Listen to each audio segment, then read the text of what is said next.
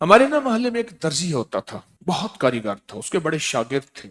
اصل وہ بکھر کا تھا، یہاں روزی روٹی ملی تو وہیں آ گیا، پرانے شہر میں رہتا تھا۔ تو وہاں اس کے ساتھ ایک عجیب معاملہ تھا، وہ جس دکان پہ بھی بیٹھتا، ساری عمر گھر بھی کرائے کا تھا، اس کی دکان بھی کرائے کی تھی، اور ساری عمر ایسی گزری۔ جس دکان پہ بیٹھتا تھا وہ اس دکان وہ کیا کرتا تھا، ویران دکان ڈھونڈتا تھا جس کی دکان کرائے پہ نہیں ہوتی تھی۔ غور طلب بات ہے، عجیب بات بتا رہا ہوں، یہ میرے دیکھے واقع ہیں۔ وہ ہمارے پڑوس میں کوئی 30 سال رہا، تقریباً 30 سال رہا۔ وہ ویران دکان لیتا تھا، نامور اتنا تھا کہ استاد کو آ کے دنیا ڈھونڈتی تھی، چاہے وہ گلی کے کونے میں جہاں بیٹھ جائے، اتنا کاریگر تھا۔ ویران دکان ڈھونڈتا تھا جس دکان کو کوئی نہیں لیتا تھا، پھر لکھواتا تھا کہ میں اتنے سال تک نہیں اٹھائے گا، وہ خوشی سے لکھ کے دے دیتا تھا، کیونکہ اس کو تجربہ تھا، اس کو نہیں تھا۔ اتنے اور بڑے بڑے طاقتور لوگوں کی گواہیاں ڈلواتا تھا کہ کل کو مجھے اٹھائے گا، کیونکہ میں کیسے اٹھاؤں گا، میری دکان کرائے پہ نہیں جاتی، تو مجھے کرایہ دے رہا، اتنے عرصے سے میری دکان بند پڑی ہے، میں کیسے اٹھاؤں گا؟ کہنے نہیں، وہ تو مجھے اٹھائے گا، پتہ ہے مجھے۔ بڑے بڑے لوگوں کی گواہیاں ڈلواتا تھا،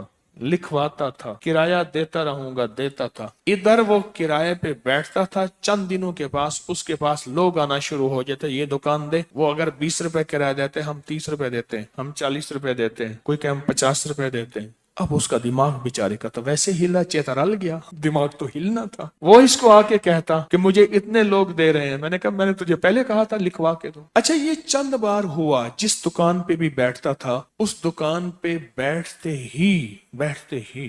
ہی اس کے ساتھ یہ معاملہ شروع ہو جاتا۔ اب یہ راز کسی کو پتہ نہیں تھا، یہ راز ہے کیا اس کا، اس کے ساتھ کیا ہوتا ہے، اس کے ساتھ ایسا کیوں ہوتا ہے۔ اس نے نا ایک دفعہ یہ راز ایک بندے کو بتایا، اس نے مجھے بتایا، براہ راست میں نے اس سے بات نہیں ہوئی، لیکن ہمارا پڑوسی تھا، وہ ایک بندے کو اس نے یہ راز بتایا، ہمارا ایک رشتہ دار تھا، اس کو یہ راز بتایا اور اس کو کہا کہ میرے ساتھ یہ راز ہے۔ اس نے اب جو لفظ کہنا، پہلے میں وہ لفظ آپ کے سامنے بیان کرتا ہوں۔ کہنے لگا، بخت میرے اوپر پاگل ہے، اور مجھے بخت میرے اوپر پاگل ہے، میں نہیں چاہتا وال میں کو آتے ولڑ چپک جاتا ہے، چپٹ جاتا ہے، لپٹ جاتا ہے، میں نہیں چاہتا، آکے پھر مجھے لپٹ جاتا ہے بخت۔ اچھا، جس کی دکان آنے کی ہوتی ہے 100 آنے کی ہو جاتی ہے۔ اچھا، ادھر میں دکان چھوڑ کے جاتا ہوں کسی اور جگہ پہ، وہ دکان پھر آنے کی ہو جاتی ہے، پھر جہاں میں جا کے بیٹھتا ہوں پھر وہ 100 آنے کی ہو جاتی ہے، پھر وہ پیچھے والے مجھے آ کے بلاتے ہیں، آپ کی مہربانی آ جاؤ، اس سے کم کرایہ دینا۔ تھا کوئی ایسا، کیونکہ ہاتھ کا کاریگر بہت کم ہوتا ہے جو سر پھرا نہ ہو، ہاتھ کا کاریگر وہ ہاتھ کا جس شعبے کا ہو، تھا کوئی سر پھرا، کہہ رہا میں نہیں جاتا تو دکان پہ، تم نے مجھے نکالا تھا۔ ساری زندگی اس نے ایسے گزاری۔ اب یہ بخت کہاں سے ملا؟ اب بخت کو سن، کہا میرا باپ مزدور تھا، مزدوری کرتا تھا، بڑا ہوا تو اس نے مجھے درزیوں کے کام پہ ڈال دیا کہ بیٹا چلو چھاؤں کا کام ہے تو کرتا رہے گا۔ میں تو دھوپ سردی گرمی مزدوریاں کرتا رہا، درزیوں کا کام چھاؤں کا کام ہے تو کرتا رہے گا۔ اور میرے والد کہتا تھا تجھے کوئی ایسا رئیس مل جائے جو اپنی دیوڑی میں جو جگہ دے۔ بعض رئیس ایسے ہوتے ہیں جنہوں نے مستقل درزی رکھے ہوئے ہوتے ہیں، ان کا ہر وقت کپڑے سلتے رہتے ہیں۔ کہہ رہے دعائیں دیتا تھا والد مجھے کوئی رئیس مل جائے۔ کہ والد کا حادثہ ہو گیا، والد کی ٹانگ ٹوٹ گئی، والد کی بوڑھی والدہ تھی، میں ہم والد کی خدمت کرتے تھے، والد دعائیں دیتا تھا، ان پڑھ تھا، کسی نے والد کو اللہم صلی علی محمد بتا دیا، بس یہی پڑھتا تھا، اور ٹوٹی پھوٹی قل ہو اللہ پڑھتا تھا، باقی کوئی ابا کو پتا نہیں تھا۔ کہا میں درزیوں سے پیسے تھوڑے سے لاتا تھا، گھر میں فاقے آنا شروع ہو گئے، تھوڑے سے پیسے میں لاتا تھا، ابھی کام سیکھا نہیں تھا، استاد کبھی کبھار دے دیتا تھا، اور والد روز لاتا تھا، گھر میں سختی اور تنگی آنا شروع ہو گئی، بہت زیادہ غربت، تنگ دستی۔ ہماری ایک پھوپھی تھی، کہیں دور رہتی تھی، بہت بوڑھی تھی، والد سے بھی بڑی تھی، وہ آ کے ہمارے گھر اس نے قیام کر لیا کہ تمہارے والد کی خدمت کروں گی۔ اس کے بیٹے اسے ٹھوکریں مارتے تھے اور اس کی عزت نہیں کرتے تھے، وہ پھر گھر آ گئی۔ اب میری ماں مجھے دیکھے، میں اپنے دیکھوں، ماں نے کہا بیٹا آ گئی ہے، اس کی بھی خدمت ساتھ کرنی ہے۔ اب پھوپھی نے، ایک پھوپھی بوڑھی ابے سے بڑی، ایک والد معذور، بوڑھی والدہ اور بہت سارے بہن بھائی، کہا کہ کئی راتیں ایسی گزرتی تھی میں اور میری ماں نہیں کھاتے تھے، فاقوں میں سوتے تھے، پھوپھی کو کھلاتے تھے۔ کہا پھوپھی کھاتی بہت تھی، کھاتی بہت تھی، آپ بچوں کا سب کچھ کھا جاتی تھی، سارا اپنا بھی کھا جاتی تھی، کھاتی بہت تھی پھوپھی۔ کہا اس سے چھینتے تھے تو پھوپھی لڑنے پہ آ جاتی تھی، ایک گھر میں عجیب کشمکش تھی۔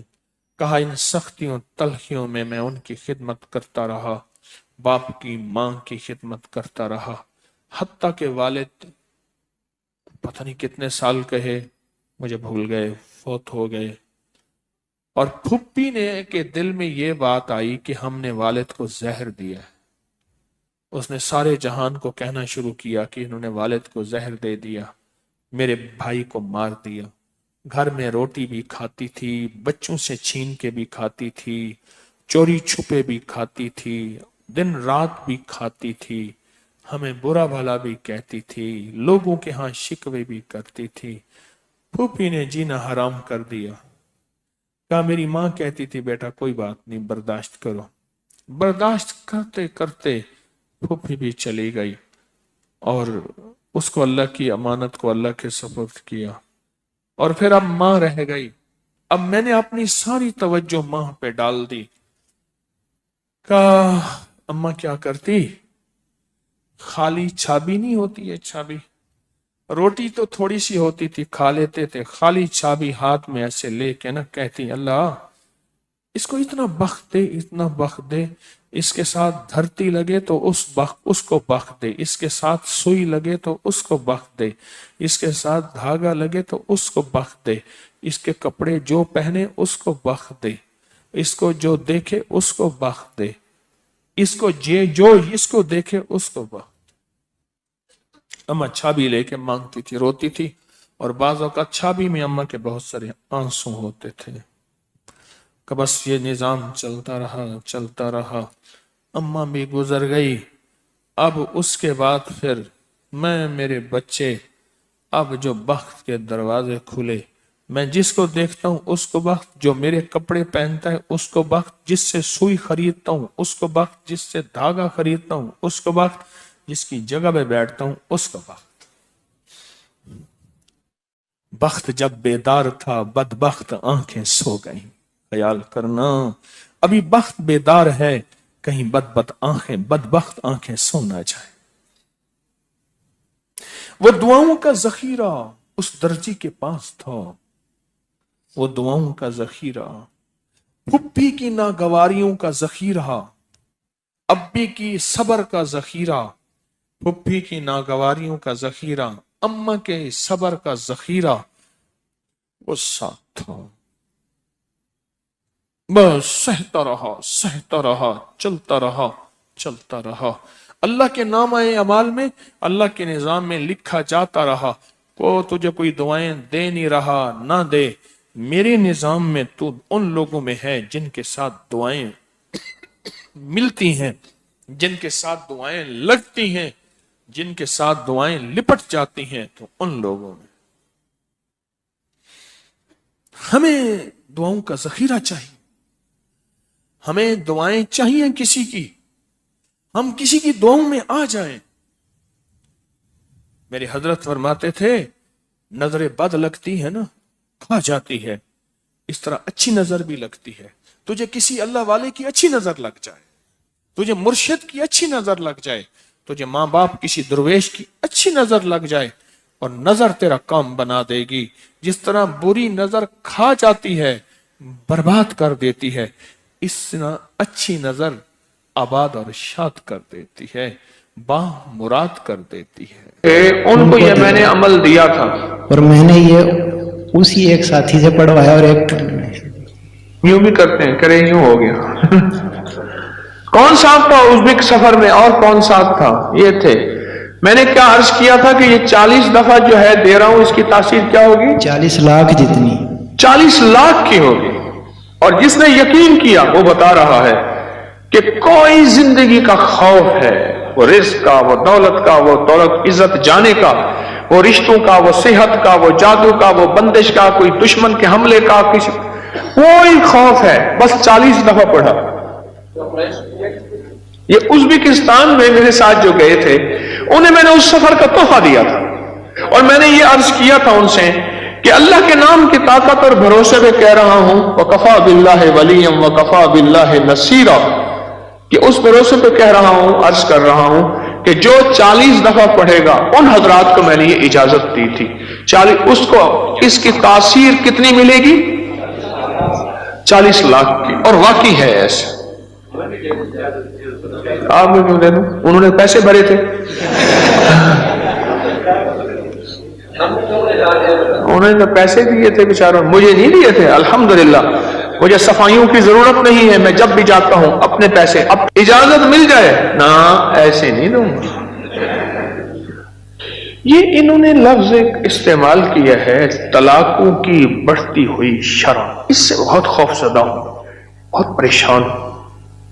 اتنی مخلوق آ کے روتی ہے، اتنی روتی. میں رات کا واقعہ سنا. میں ایک جگہ ایک محسن کے ہاں بیٹھا تھا، تو جن کا میں نے کہا نا ہمارے میرے دوست تھے، گاڑی چلا رہے تھے، تو مجھے بتایا کہ یہ اس وقت یہ واقعات چل رہے ہیں، یہ چل رہے ہیں. میں نے کہا اچھا، مجھے تو پتا چلا. تو وہاں وہ کہنے لگے کہ بیوی شادی ہوئی، تو شادی کے دوسرے دن ولیمے کے دن اس خاتون کی جو بیوی بنی اس کی سہیلی کی شادی تھی. تو سہیلی کی شادی میں دونوں میاں بیوی گئے. تو جو سہیلی کا والد تھا اس نے اپنے جو ہے داماد کو گاڑی بھی دی، کوئی 20-22 لاکھ بھی دیا، یہ بھی دیا. اس نے آ کے جھگڑا شروع کر دیا کہ تیرے ماں باپ نے کیا دیا مجھے، اور تیسرے دن گھر سے باہر نکال دیا اور طلاق ہو گئے. میں کہتا ہوں جس نے اپنی زندگی میں انگارے، بچھو، سانپ اور 2 قتل، مقدمے، بیماریاں، تکلیفیں، مشکلات، مسائل، الجھنے اور روگ بھرنے ہیں، اور مجھ سے ایک وظیفہ لے لے. وہ وظیفہ یہ لے لے بیوی کے ماں باپ کو گالیاں دے اور ان سے کہے جائیداد لے آ اور جہیز لے آ.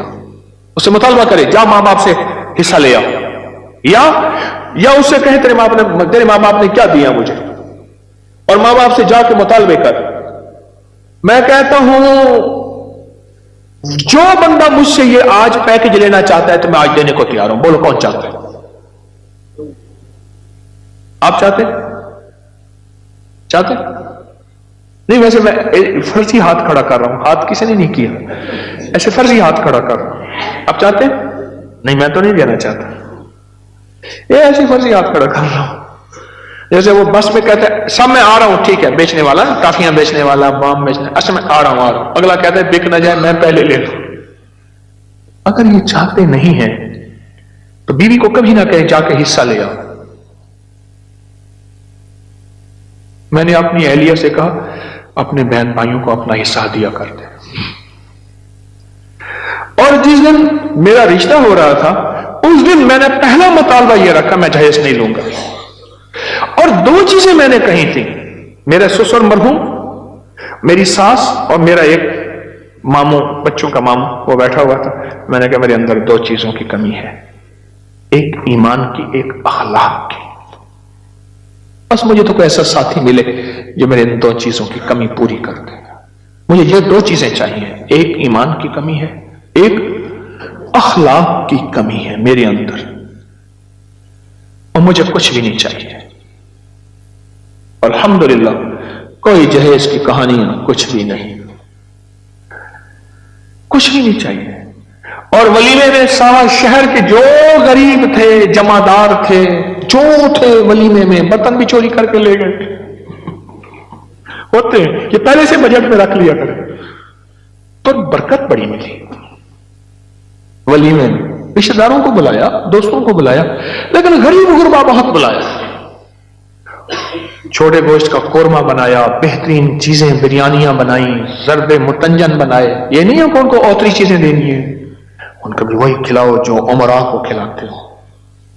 اور اگر ولیمہ کرنا ہے تو گھر میں 4 بندے بٹھا کے بھی تو ولیمہ ہو سکتا ہے. اچھا تو بڑھتی ہوئی طلاق کی جو شرح ہے، میں بات یہ عرض کر رہا تھا جیسے انہوں نے بتایا اور کہا کہ میں 40 بار، کیوں میں 40 بار ہے؟ کھڑے کو بتاؤ نا کیا کہہ رہے تھے؟ ادھر آؤ بھائی، قریب آ جاؤ نا، کیوں ڈرتے ہو؟ کھڑے کو بتاؤ کیا کہہ رہے؟ ایک ہی مرتبہ آپ ازبکستان ساتھ تھے؟ نہیں میں نہیں تھا، ساتھی اور تھا آپ کے ساتھ، لیکن اس نے بتایا کہ جی مجھے اجازت ہے، میں نے سن لیا، اللہ نے میرے ذہن میں ڈال دیا کہ یہ ہر کہتے ہیں آپ بتاتا رہے تھے، اب یہ آپ کی فاتحانہ اصل میں ہنسی ہے۔ ہاں انہوں نے بتایا کہ مجھے اجازت ہے، میرے ذہن میں اللہ نے ڈال دیا کہ یہ ہر خوف سے نجات ہے۔ اچھا، ہر خوف سے۔ میں نے کہا چلو بوتل کیسے پیتے ہیں؟ ہاں اچھا، تو وہ ایک موقع آ گیا، کسی کا گھر ٹوٹ رہا تھا، تو میں نے ان سے فون کر کے کہا کہ میں آپ اس نیت سے پڑھ دیں کہ اس خوف سے نجات مل جائے اسے۔ جی تمہارا نام کیا ہے؟ مظہر۔ اچھا، پھر کیا بنا؟